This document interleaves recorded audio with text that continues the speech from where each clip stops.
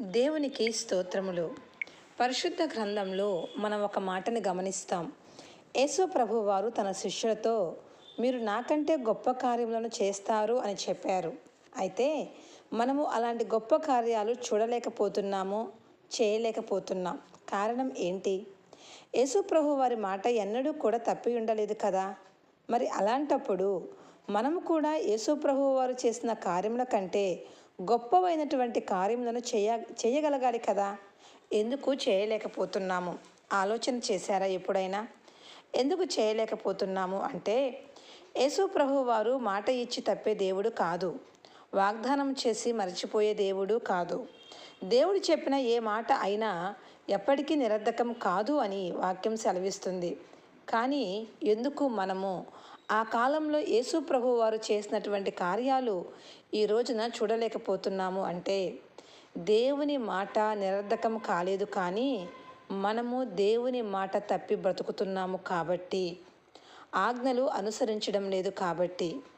మన జీవితంలో అసాధ్యమైనటువంటి కార్యాలను సాధ్యం చేసుకోవాలి అన్నా, మొండి సమస్యలను పరిష్కరించుకోవాలి అన్నా, శ్రమలో స్థిరత్వం కలిగి దేవుని వైపు చూడాలి అన్నా, శ్రమకు అప్పగించబడినప్పుడు స్తుతించే అనుభవం కావాలి అన్నా, స్తుతి అనుభవం ద్వారా ఎరికో గోడలు కూల్చగొట్టాలి అన్నా, ఎర్ర సముద్రం లాంటి సమస్యలు మన ముందు పాయలుగా విడిపోవాలి అన్నా, రక్షణ కార్యాలు చూడాలి అన్నా, సంఘాలలో ఉజ్జీవాన్ని చూడాలి అన్నా, మన జీవితంలో ఐగుప్తు అనుభవం ఉండకూడదు. అంటే ఐగుప్తు ప్రజల యొక్క బుద్ధిని మనం కలిగి ఉండకూడదు.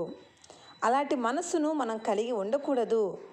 ఆనాడు ఇశ్రాయేలు ప్రజలు ఎర్ర సముద్రమును దాటగలిగారు, ఐగుప్తు ప్రజలు దాటలేకపోయారు. కారణం ఏంటో తెలుసా? వారి స్వభావము, వారి బుద్ధి ఏంటి? వారి బుద్ధి అని ఆలోచన చేస్తే, వారు ఎదుటి వ్యక్తి యొక్క అభివృద్ధిని సహించలేని ప్రజలు.